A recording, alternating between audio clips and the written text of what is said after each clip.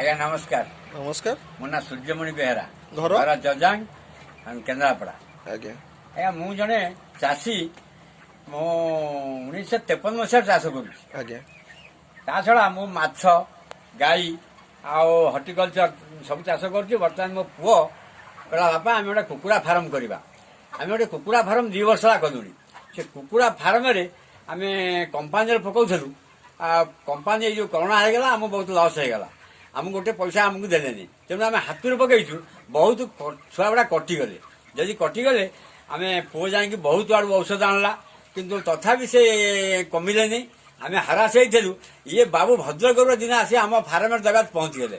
सी आमको कहले जे तुम व्यस्त हो ना तुम कुकुड़ा को आम ब्रेक करदेबू कौन के कर सी आमको गोटे औषध देले।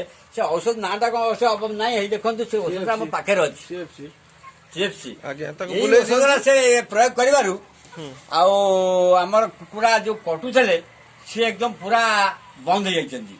ता छड़ा कुकुड़ा भल बागई आमको आ कौन औषध आ पड़ुनी कि जहाँ ये औषध भल कम कर छड़ा गोटे गाई अच्छी से गाई की भी आम दौचु गाई तार क्षीर भी बढ़ी कि मुझे धन्यवाद दूसरी से औषध भल कम कर मो चाषी भाई मान कहूँ आपण मैंने जो मैंने चाष कर प्रकृति यही भावी चिंतिकी भल जिनस देखिकी आप व्यवहार करूँ।